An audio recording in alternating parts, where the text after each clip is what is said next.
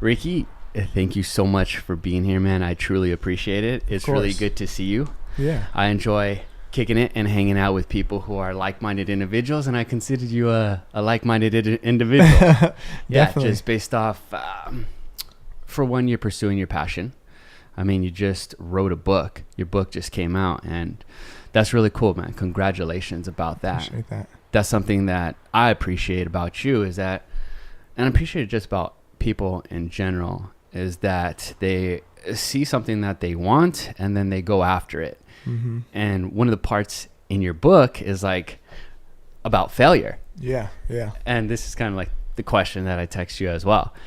And it's like so true is that getting comfortable with failing, quotes, I'm doing quotes for people who are just listening, and I'm switching to like more audio.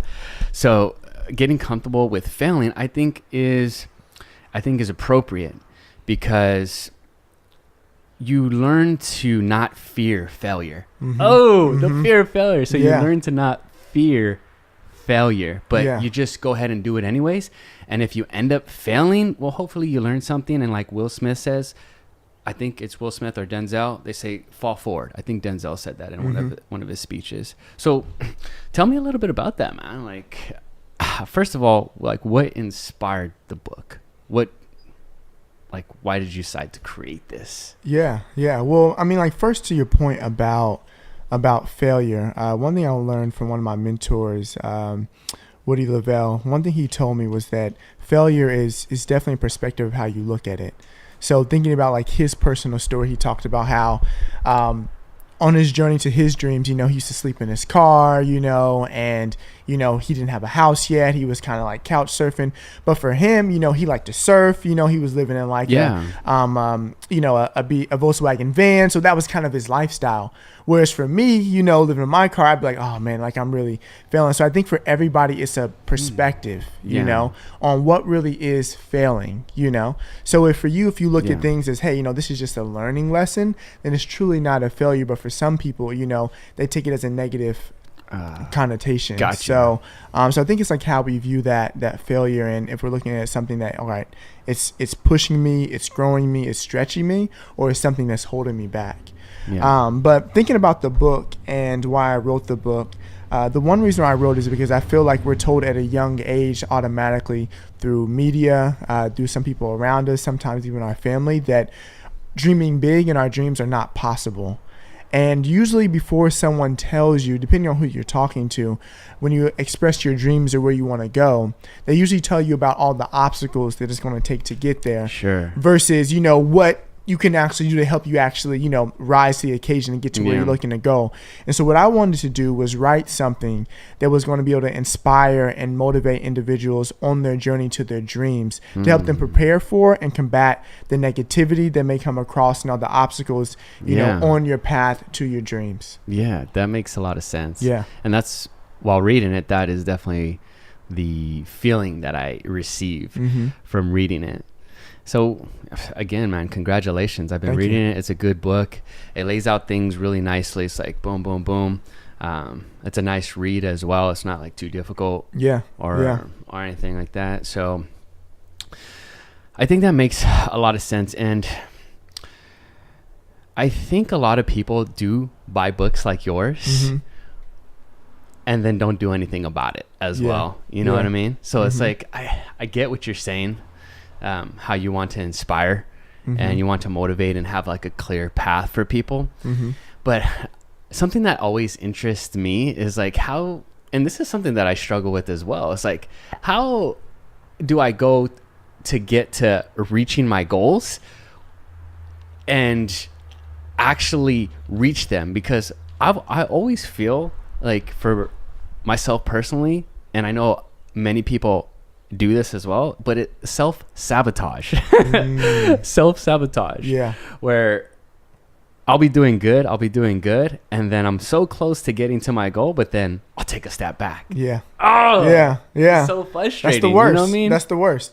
And I think for me that there's really no clear path, to your dreams. And I think that's 100%. One thing I mentioned is that if you're really doing something that's great, next level, the path is not going to be straight. It's going to be twisting, turning, winding, multiple obstacles across the path. But one key thing I talked about in one chapter with Teamwork Makes the Dream Work is who are you surrounding yourself with? On the journey to your dreams, on the journey to your goals, it's going to be tough and you can't do it alone. And sometimes you need individuals that have been to where you want to go, have done the things you want to do, and they can be the ones that help to show you the way and hold you accountable. I love talks about in the Bible about how iron sharpens iron, so who's going to be your iron sharpeners on the way to your goals? When you get to that point where you're like, what, I think I'm going to quit, I don't think I can make it. Who's going to come up beside you and say, what, you need to keep going. Like you're almost there. Like you are amazing. You are great. Keep pushing.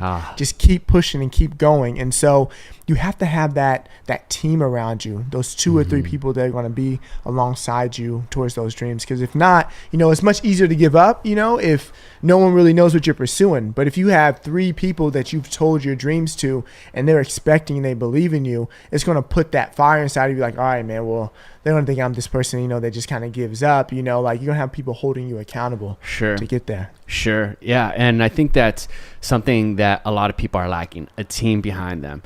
I'm certainly lacking a team behind me. And maybe that's why I fall short on some of my goals, specifically my health goals. It's like, man, I kind of do things by myself. Like I have my friends, like really close friends, and I have really good relationships, but I don't spend a lot of time with them. And I don't have mentors that I can, I guess, confide in or I don't know what that word is, but kind of like let out what's going on in my life. So for thinking about the listeners, the people who are listening to this, get a team around you. And I had made a video about you are who your friends are. How many times have you heard that? You know what I mean? You are who your friends are. So if you're hanging around people who have been where you've been and they're coaching you and they're giving you advice and you're absorbing the way that they go about life, that is contagious and super important. So teamwork does make the dream work. I mean, like all these sayings are so cliche, but they're so true. But they're true though. They're true. That's the crazy thing. You're the average of the individuals that you spend the most time with. So you are the denominator of that. So if the 3 people that you're hanging out with, if they have no goals and have no dreams, like where do you feel that they believe actually in you and you pursuing your dreams? Right. So it's really getting with those people that can push you where you want to go. And I think about the gym too. It's like, hey, if I'm going to the gym, I'm working out on my own, and I have no accountability partners, it's much easier to stay in the bed and not wake up and go to the gym. Yes. But I remember at one point when I was going to the gym and I had like 6 guys, we were on a workout regimen together. They hit the text, 5 a.m. in the morning, hey, you're going to be there, check in. So I was like, I got to get in. If I didn't show up, man, I would get hassled all week long. Like, hey, man, you got to get back in here. That. So it kept me motivated. And that was for like 6 months where 5 to 6 days a week, I did not miss anything. And then I noticed once I stopped working out with them, I would go like 3 days or 4 days. It was much easier not to stay consistent. Yeah. Yeah. And thinking about what we were talking about right before we started recording about how can we, or how can you influence the next generation through media, and thinking about the kids that are growing up these days are not so socially intelligent in terms of being in an environment where you're sitting in front of a person face to face or being in a group. It's more online. It is more social. So just thinking about, you are who you hang around with. One thing that I like to do, and where I find mentors as well, where I'm learning from them, but there's no like feedback is through online, like people like like Tony Robbins and who are some other people that I look to. Gary Vee is somebody who I check out a lot. So thinking about how we could influence the next generation, I think digital, online, find a mentor, find some YouTube videos or whatever that inspire you, and kind of hang out with those people and get to see how they go about lives. One thing that I like to do is watch interviews, because you get almost like a sincere, genuine perspective of the way that this person is thinking, the way that they talk, as opposed to like some compiled or edited video. Yeah. Yeah. You know what I'm saying? Yeah, and I think that, with the younger generation, I think in the path they're going in, many of the careers that are out there, they don't have to be social, with other people. Sure. So you think about now, what's been the biggest boom now, working in tech. So we have things like programming. So if you got a program, that's sitting in front of a computer all day long. You don't necessarily have to communicate, Right. Verbally with other people throughout your day.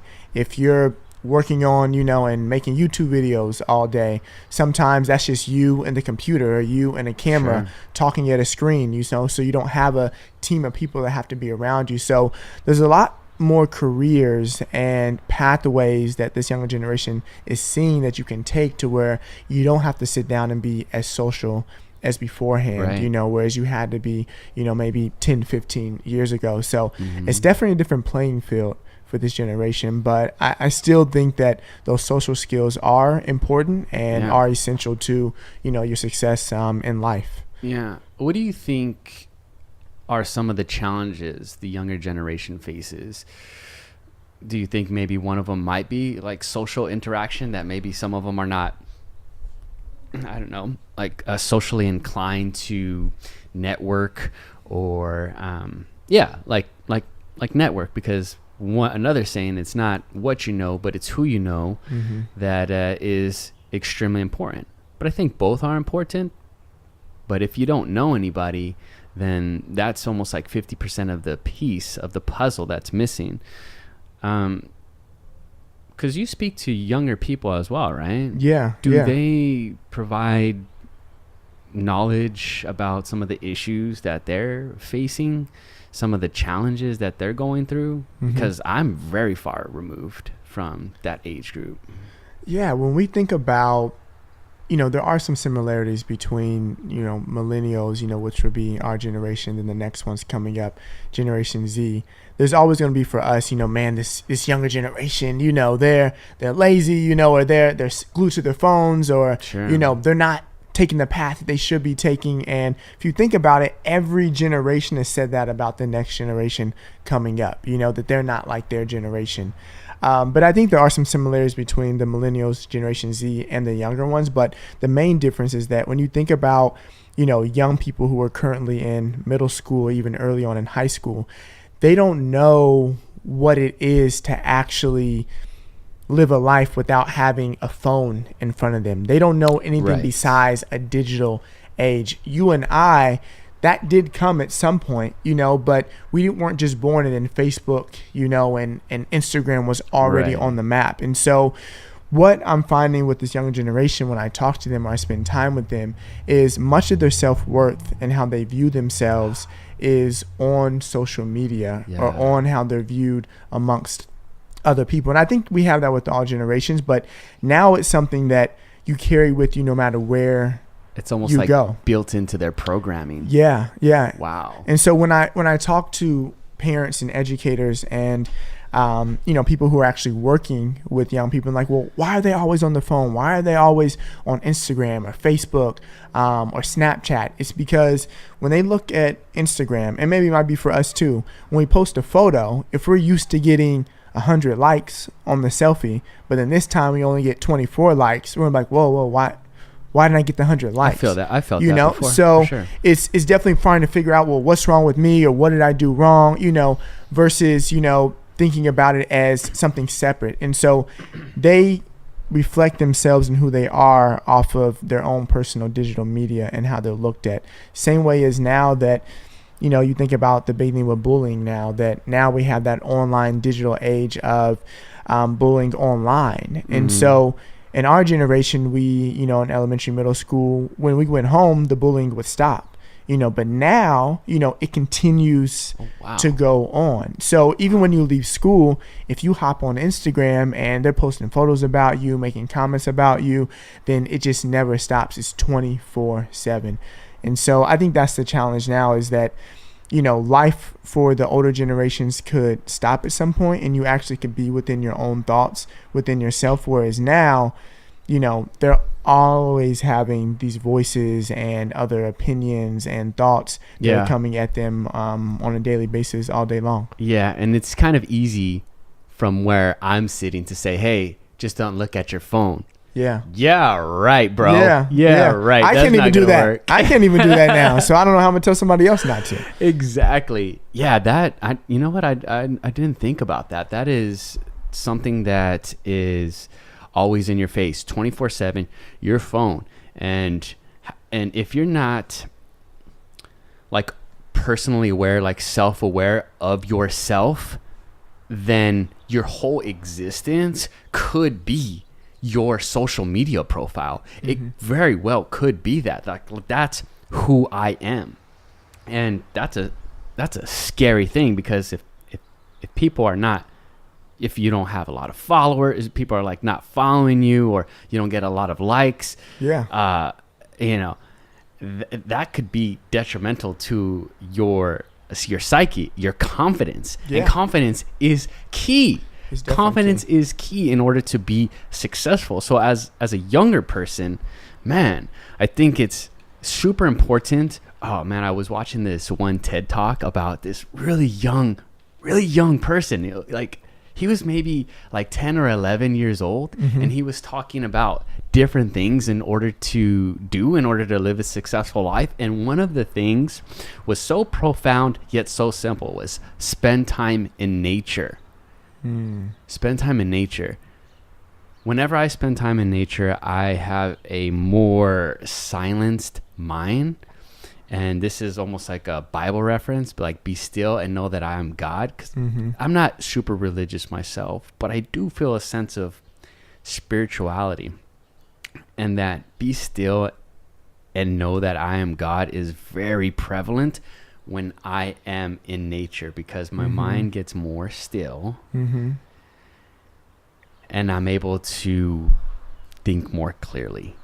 So, again, this is all unscripted, so I'm kind of just riffing off the top of my head. But I think to your point about, being in nature, I think that even with that, it's almost to the point of just disconnecting.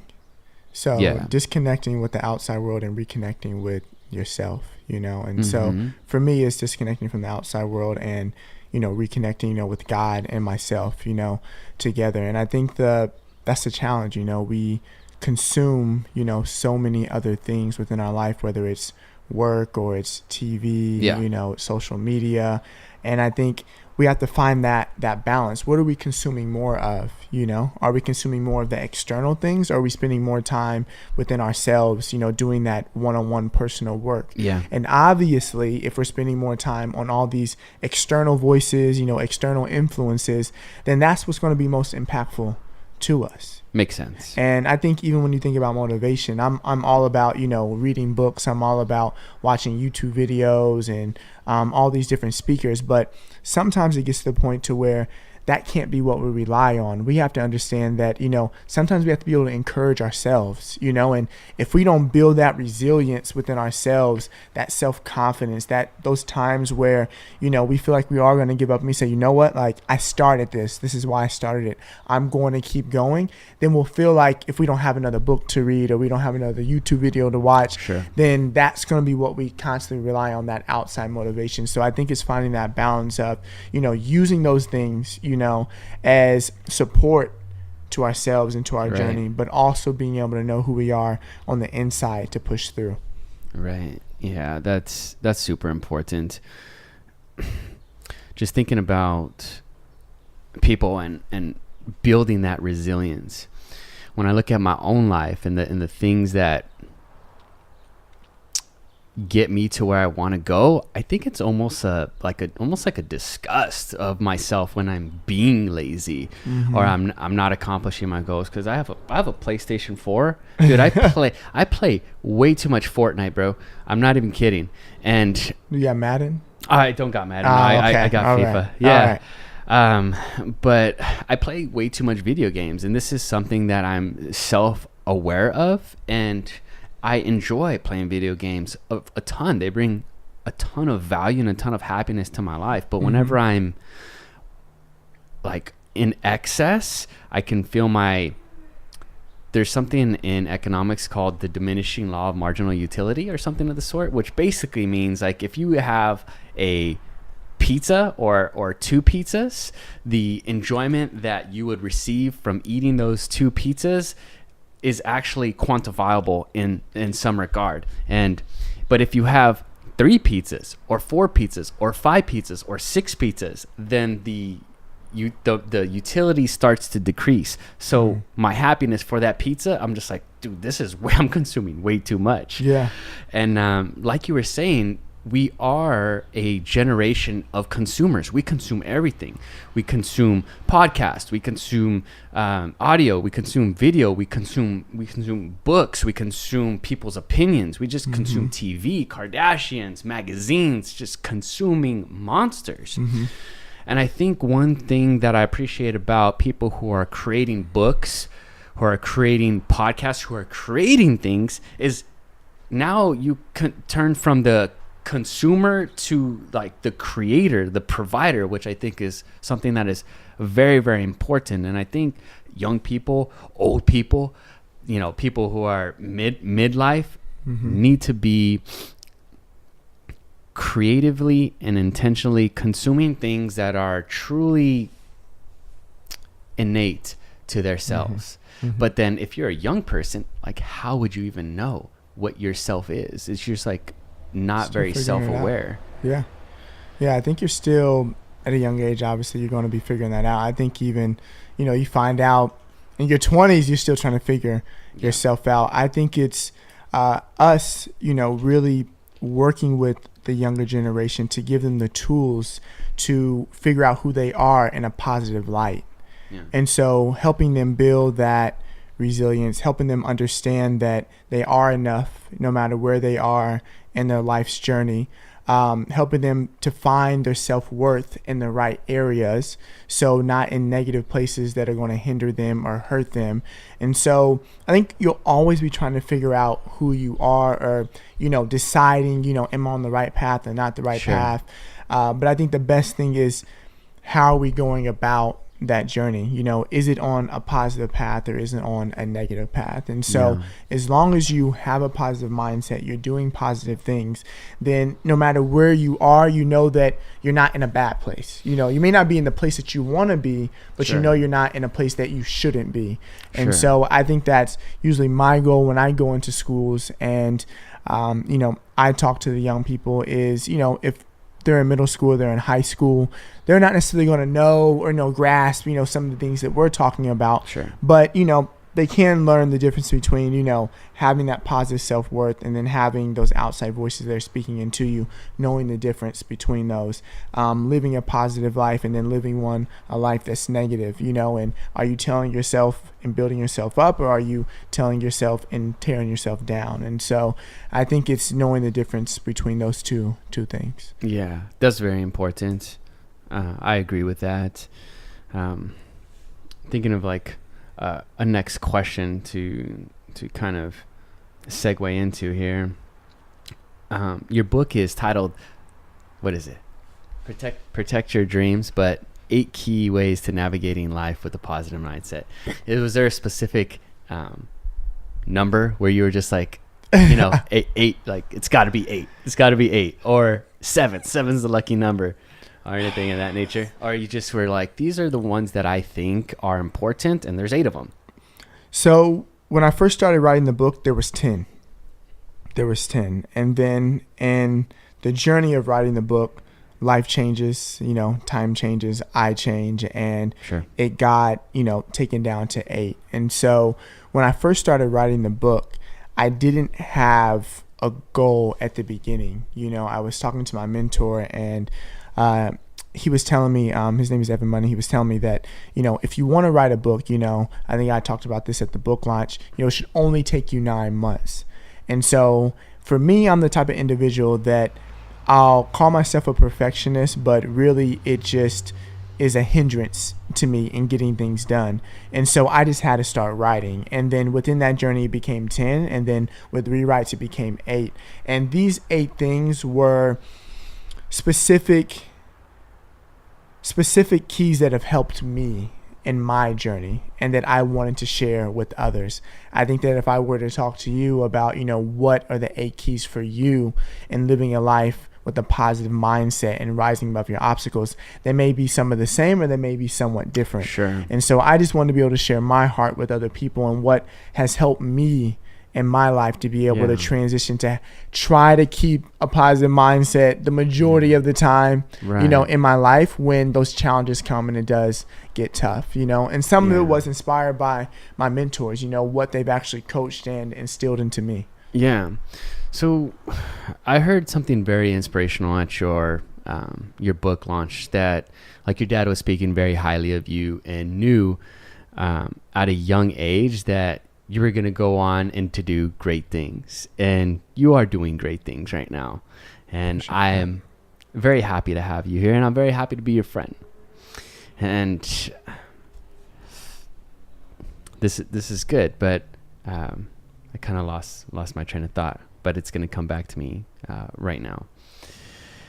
But he was speaking about when you were young, that you wanted to speak in the church, and you're 13 and you're gathering, you know, all these different classmates and things of that nature. Yeah. It's always interesting to me when people who are young find out what they like to do and start practicing at a very young age. So, I mean, how did that even start? Like, you know what I mean? Like, I think that's a good question. I think that's a really good question. I think at the time I didn't know it was what I really wanted to do, or it was even part of my purpose.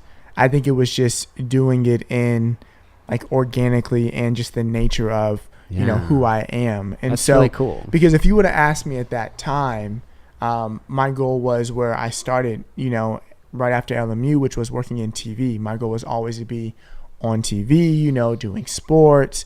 But my vision behind that was always, you know, I want to go be on TV, do some great things so I can go back to my high school, my community, and young people in Kansas can say, well, look at this cat from this small town in Kansas.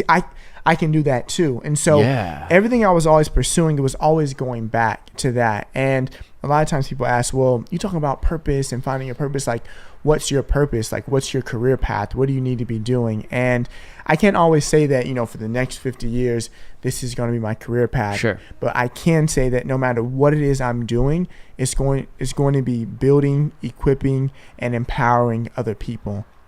If I'm not helping people build themselves up, empower them, and equip them with the tools to protect their dreams and rise above their obstacles, then I'm not within my purpose. Yeah. So that can be, you know, that could be delivering packages, and every time I deliver a package, you know, I'm talking about, hey, how's your day? Like, how are you doing? You know, like, it has to. I think I just knew that was just part of my nature at an early age, is wanting to help people, you know, feed people positivity, lift people up. And I feel, you know, that's just needed, you know. Yeah. You know, I agree. We live in such a challenging and what can sometimes seem like a negative world, and you know, it's trying to find ways to, you know, bring that positive life and that light, you know, to what can be seems like a dark place. Right. Yeah. Well, no, it definitely does seem like a dark place. But again, I think it comes back to perspective. Yes. You know, because I have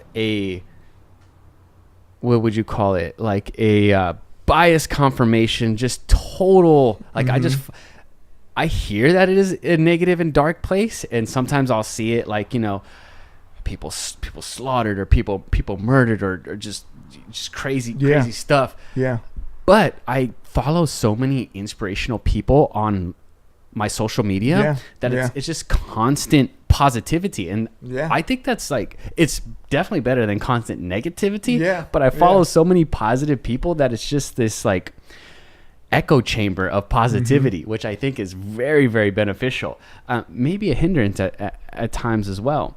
But yeah, I agree. It can be a very, very dark place in the real world, because in the real world, it's not all positivity, man. There's a lot of negativity that goes on, and people are not so equipped with the mindset, or have developed a mindset like yours. Many people are in the situation where they're living a life they really don't want to live, you know, and I come across this many times as well. Well, to tell you the truth, man, I am super blessed. I feel like right now I am living the life that I want to be living. You know, great. I got my place, you know, I got cool relationships, you know, I'm doing my podcast, you know, I'm building other people up. I have a similar purpose to you. And, but when I get out of this environment and say I go to my 9 to 5, go to my work, not everybody is in that same mindset. For sure. So you're spending, I think it's a lot about time management as well. You're spending, for people who have a 9 to 5, 9 hours a day, 10 hours a day at your job. And if you don't like your job, it's understandable. I understand this. I understand it. But you have to go and find a way to enjoy your job, because if that is what's paying for your food, then man, you better find a way to enjoy it or get some new opportunities to come your way. So I think books like yours, in order to protect your dreams, a lot of people our age, Ricky, lost their dreams. Lost them, man. That's too early. It's too early. Like, check out Colonel Sanders, KFC. He didn't hit big with KFC till he was like in his 60s or something of the sort. And I think that is one tool that I equip myself with in order to protect my dreams. Looking at people who have been successful at an older age is a reference. Like, okay, that person did it, I can do it too. Even though Colonel Sanders, I don't know who the fuck that is. You know, he's like, I have no idea. Because one of the things that is very, very important that helps people relate is relatability. So people may not relate to Colonel Sanders, but they might be able to relate to me and hear the things that I'm saying and be like, hey, you know what, Marty? I know Marty. I can relate to that. Yeah. I knew him in high school. I knew him when he was younger. He's not too much different than I am. I can do that too. Even if it's as simple as creating a podcast or whatever it is. So I think that's very, very important. And I think that what you're doing is much needed, because even though I see a lot of people on my feed who are doing what we're doing, building other people up, I'm pretty sure like 95% of the world is just not like that. Yeah. And I think this podcast episode should be called Perspective. So, because I think that's what we're talking a lot about. And to go back to what you mentioned, before I kind of jump into like the 99% of people, is I think it's all about perspective of what you're looking for on your daily basis. Is when you think about the world, and like I mentioned, it's seeming like a dark place. I say it seems like a dark place because it's where you're consuming your information about the world. If sometimes you're looking at the news, what they're usually pumping out most of the time is everything that's negative that's happening. But they're not talking about you and I, talking about positive things and how we're going to build up people. They're not doing something on a huge conference of 5,000 people who are coming together, who are all motivational speakers or volunteers or people that are doing community service, or they're not following the missionaries who are over in other countries or in low and underserved communities who are doing things to help people progress. And so what if we had outlets that were focused on those things, as well as the things that are challenges and we should be aware of, that there are a lot of people that are hurting. I think that would give us a different perspective of the world itself. And the other piece of perspective you mentioned, working a specific job, I think that comes as a perspective as well. So if you look at it as something that, one, it could be a position that is helping you rise to the occasion to give you the skills to do something else. Or if you know what your vision is, where you're going, it may just be a stepping stone or a launching pad or a means to an end. But I think where it becomes something where, it sucks, like I hate it, is because when you feel like you're just there and there's no way out. But one thing that my pastor said on this past Sunday is he mentioned that, when it comes to leadership, is all leaders have a vision.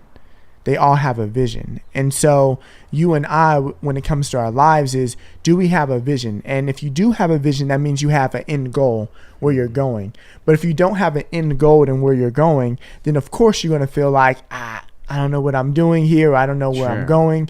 But when you have an end goal, then some of the things that the places that you're in or the season that you're in, you know that it's just a season that is going to come to an end, because, you know, this is not where I stop. This is only part of the journey. And so perspective is reality. Perspective is reality on everything. And so that's one thing I talk about in the book. And that's one way that I have worked to try to live my life, is that, and it's a constant growth. You know, as leaders, we're always under construction. But, you know, one thing I like to do is, when situations happen or circumstances come, is to take time and look at it and say, I can look at it in one or two ways. I can look at it as something that is detrimental, going to hold me back, going to impede my progress, or something that's just going to be a stepping stone, something that's going to teach me a lesson where I can grow from and stretch from. And so you can look at it two different ways. Thinking about just in general, if right now in LA, you know, it starts raining, you know, we were planning to go to the beach, we're going to be a little upset because it starts raining. But the farmer down the street, if it's raining, he's going to say, thank you, God. Yeah. You know, my crops need it. It's been a drought in Los Angeles. So the same thing can have two different meanings. So what's your perspective on it? Yeah, perspective is reality. That is crazy. I was watching a podcast episode with Joe Rogan and Neil deGrasse Tyson, and he was talking about there's three different types of truths. There's objective truths, like the law of gravity. You know, that's true for everyone. You know, if you drop something, it's going to fall, whatever calculations that they come up with, that's just reality. But personal truth, that's a truth that's a truth that's personal to you, might be different than to me, right? So it's interesting because that is truth for the farmer, a blessing, rain. But for the person who's going to the beach, bummer, ruined my day. Yeah. Two different perspectives, but two different truths that they're experiencing. Yeah. But perception is very, very important. And one thing that I like to do in order to help my perspective is, like, I like to surround myself with positivity in whatever it is that I do. And you can call it an echo chamber, you can call it whatever you want to call it, but it's just that's what I like. I like to keep my map right there. I like to keep it for a reminder of world travel. You know, the world's a big place, bro. I mean, I've traveled to many different places, and you can just go literally 2.5-3 hours right to the border of Mexico and see kids who are 1 year old, can barely walk, 2 years old, hustling, selling gum, bro, you know? And it's crazy because we don't experience that here in the States. So it's perspective. And then I think one important thing to do for people is to travel and to understand that your perspective, if you're in America and, you know, you're a healthy person and you have all these opportunities and you're just being a lazy person, man, shut up. You know what I mean? Like, boss up. You need to work in order to do something that is going to create some momentum in your life to get you to at least the next level of your progression. So perspective, like you said, is very important. So how do you keep your perspective on your goals, on your dreams? How do you like what's your perspective of the future besides just being positive? Because with you, you're a very dynamic person. Like you said, your goal in the beginning was to be on TV, because behind that, you wanted to make sure that you're building people up, that you're equipping them, and doing those things, which I think people like you in the world are extremely, extremely important. Extremely important. So how can we, or how, because I think the world needs more people like you. And how would you build somebody up like that? Man, I talk about it in the first chapter of the book. And before you can start talking about perspectives or taking your journey or moving towards your dreams, it talks about, you know, embracing who you are. You and I were created on a purpose, for a purpose, and with a purpose. We were uniquely and divinely created by God. And I feel that, God has put a purpose inside of each and every one of us on this earth. And when you come back to that and realize that there's a purpose on your life that has to be lived out, that sometimes makes you change your perspective in times where you feel like you wouldn't normally change your perspective. I talked about it at the launch, and it's something where you and I are here for two different reasons. They may be something somewhat similar or not. But if you don't continue to live out your purpose and get to those goals and those dreams of where God really wants to see you go, there may be 1 or a million or more people who need what you have to offer this world. Right. And sometimes that's what I think about, is in the times where writing the book has got a little challenging, I got too busy, I thought about, I don't really want to do this, maybe I'll put it off some more time. Sure. Then I really started to think about, if I don't write this book, what about the individuals who need these words and they're going to help them, push past the obstacles that they are in? And so I live by that every morning. I wake up with a purpose. I wake up with that why at the front of me, that if I just wake up and I just go mediocre in my day, or I don't get up, with a passion, who is going to be missing out on why God put me on this earth? We're not here by accident. We're not here by mistake. We're here for a purpose. And you may not know exactly what that is, but first is always knowing that each and every one of us, we can have some type of positive impact, even if it's a simple conversation, a smile at someone else, asking them how their day is going. And so I think that's one thing for me, is I live by that, and that changes my perspective. Yeah. In those times where I want to give up and I'm like, you know what?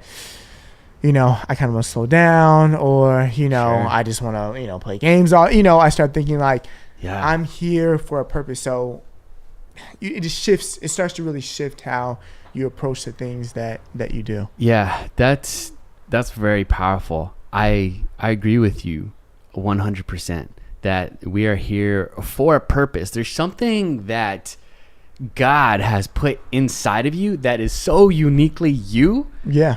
Nobody else could even tap into that. There's something inside. But this is a crazy thing, is that as we go through school, and I talk about this all the time, as we go through school, we're I don't think the education system is designed to let that uniqueness shine. For sure. I don't think so. Definitely.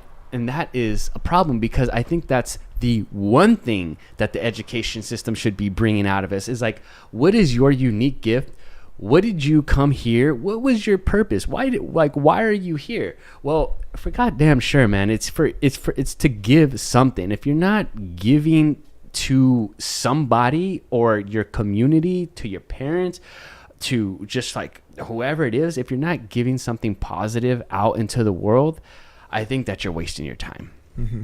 That's my personal belief. Mm-hmm. And it's very inspiring, because I think that everybody does have that specific something in them to give, and they should be trying to bring that out profusely. But again, it's like you go through school and then you get taught history, and you get taught English, and you get taught mathematics, which are valuable, but the things that need to be taught, for example, like this stuff here, this stuff should be taught. Like, this should be a whole curriculum around protecting your dreams, like finding out what your dream is, and then protecting that, because the real deal is people are going to tell you, hey man, no, you shouldn't be doing that. Yeah. Specifically parents, specifically people that are closest to you. Yeah. Because they just want the best for you, right? So they want you to be a doctor, or they want you to be an accountant. Well, if you're meant to be a doctor, that's a good one. If you're meant to be an accountant, that's a good one. But what if you're meant to be a poet? What if you're meant to be a painter? What if you're meant to be a plumber, And if you're not following the things that kind of light you on fire, how are you going to go through life as a person who's like dim behind the eyes? That's like one of the worst things. Yeah, and I think in school, it trains us to do, what most, individuals, do on a daily basis, which is we go to class, we stay there for 8 to 9 hours a day. We're on a schedule, Monday through Friday. Then we got the weekends, then we go back again. And that transitions, us to the workforce right afterwards, working, 8 to 12 hours. It's the same type of thing. And so I think the shift comes, or those individuals who break out of that, or sometimes students who are like homeschooled, or ones who like don't go to college because they don't know structure, but when all you know is structure, it's kind of hard to break out of that and think of something else. So it'll take something like myself is moving from somewhere like Kansas out to LA and having mentors who are pursuing their passions, are doing the things that they've learned, and are sharing these things with me, and I'm seeing something different. It's also, being around people or consuming myself with things outside motivation, or, inspiration from others who are saying there is another way. And so figuring that out, because, and two, I don't want to say that everyone shouldn't be on a path to where, they go to school, then do something and do it for 40, 50 years, because that may be a part of the purpose. That may be what they love and what they enjoy, which there is nothing wrong with that. But if you wake up every morning and you feel that there's something missing, I'm not living up to like my full potential, I'm not really doing what I love, then that's when, if you're in an environment that is very structured, it's not where you feel like you should be, then there's some change that should come. But if someone wakes up, and they do know the truth that they can't be doing things, like, like, this is where I need to be, because I think about teachers. There's some people that they love teaching, they love young people, and so they're okay with working at a school district for 40 years, impacting young students, because that's where they feel like they belong, and if they feel called to that, who am I to say, no, you need to go out and start your own school and start your own program. No, that may not be for them. Sure. But if that individual wakes up and is like, I really have this passion to start another school where we do implement curriculum that talks about your dreams and goals, then things you may come up in life with, learning about your finances, how to manage your finance, how to invest, the difference between credit cards and taking them out and having debt, certain things that we don't learn in school. And crazy. Then that means that something should shift and change. And so I think it's really reflecting on ourselves, and after knowing the truth that all things are possible, and what are we going to do? What's going to be our call to action? Are we going to take that call to action, or are we just going to stay where we are and not really truly rise to our full potential? Yeah. And the sad thing about it is that many people don't rise to their full potential. I did this one speech. It was called Mediocrity, the Middle Class Killer. And essentially what it talked about is just being mediocre, like being fine and being resigned to a life that is average. And I think that, again, it's a perspective. This episode should be called perception, because your capabilities are different than my capabilities. So your full potential is going to be different than my full potential. Mm-hmm. You know what I mean? So, like, say for example, if you're 5'2", and you're going up against a guy who's 6'7". Well, there's obviously different physical traits going on there. Yeah. So the guy who's 6'7" is going to have a threshold for their potential. Say, for example, this 6'7" person is Michael Jordan. Okay, he's going to have a different potential to reach a skill level in certain things that require being tall, like basketball, than a person who is 5'2". Like who's someone that is like, like GOAT type level, that or like really famous type level, that's Spud just like wet. A spud, and not even in basketball, but I'm talking about maybe like a business person, a person who like runs a hedge fund, or how tall is Bill Gates, or Warren Buffett, or any of these guys. So there's different aptitudes that people have that don't necessarily make them worse or better than each other. So if you're on social media and you're a young person and you're listening to this and you see Kylie Jenner, okay, she's completely different than who you are. So there's for 100% sure things that you can do that Kylie Jenner just can't do, and you can excel to a level similar to Kylie Jenner, but just in a different way. You know what I'm saying?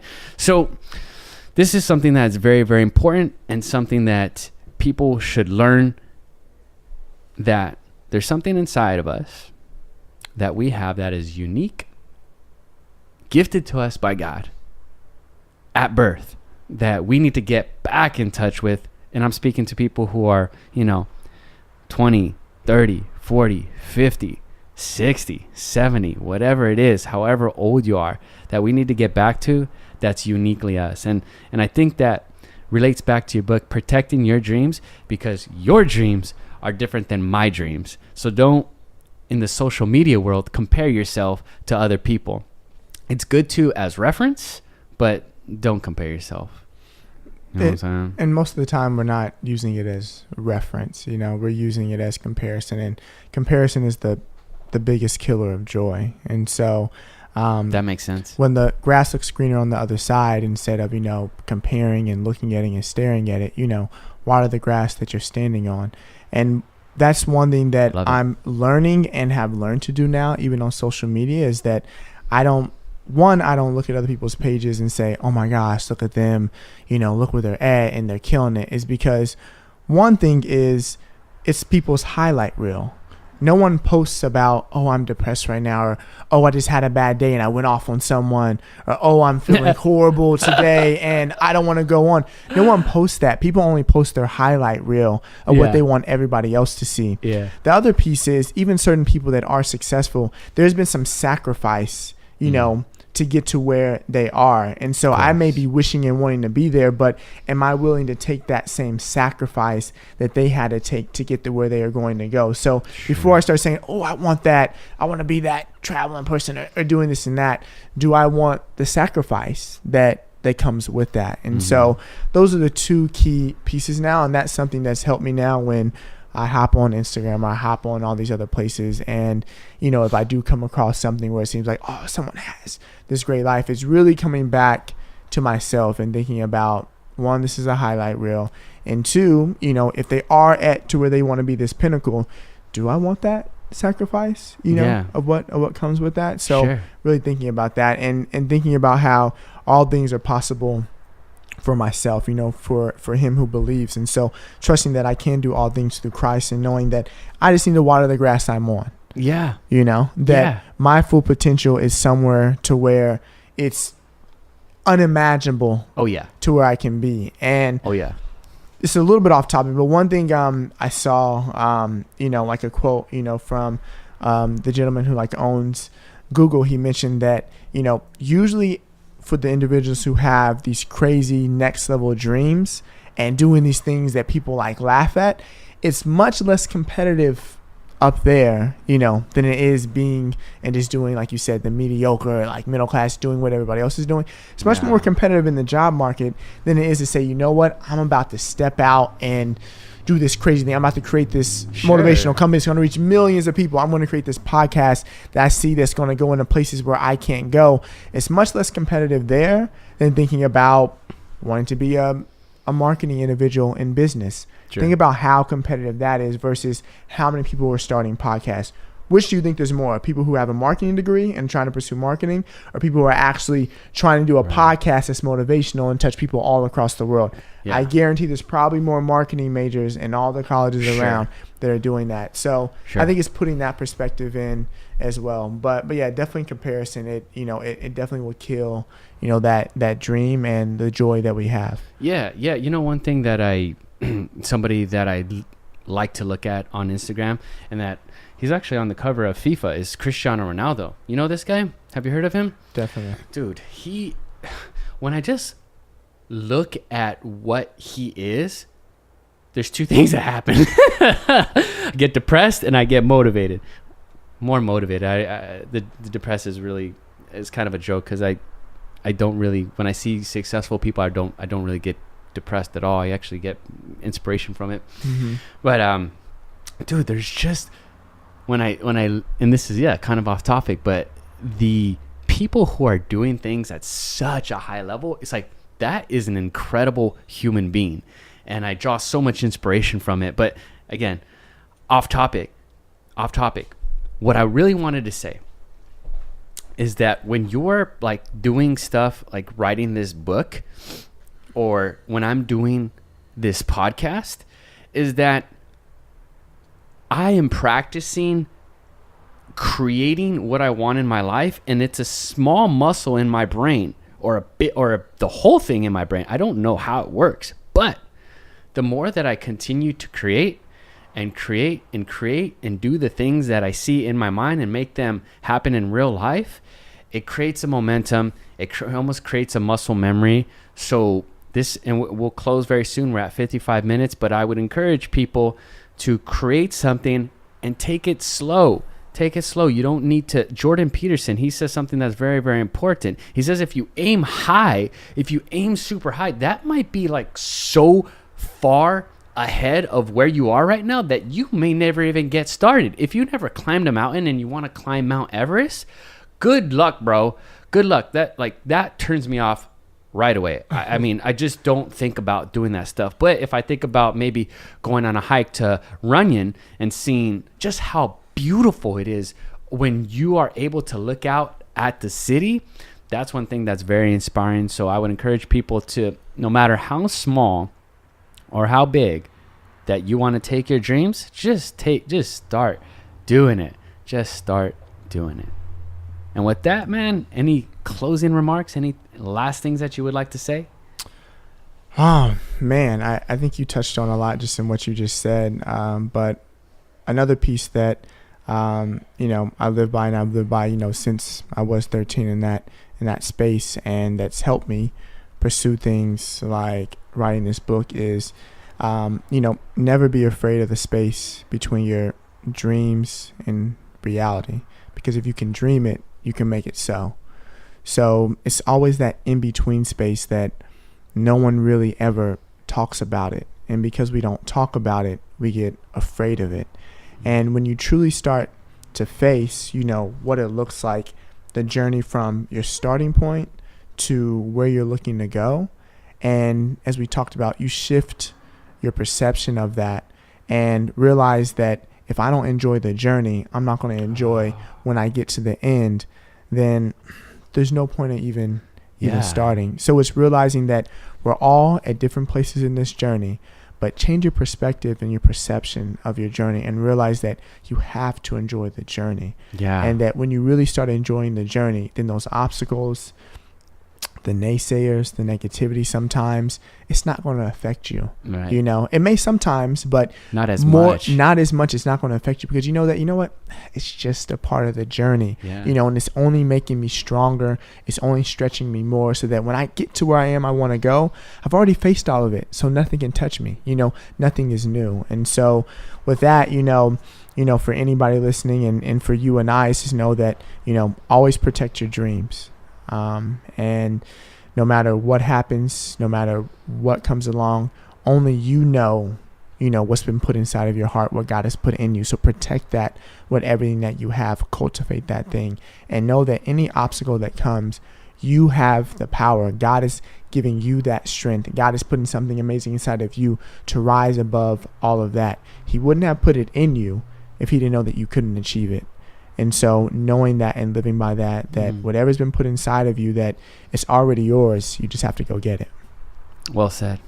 Well said. All right, Ricky, thank you so much for doing this. I appreciate it. Thank you, Marty. Thank you for having me on LMU Lions all day, every day. Let's go.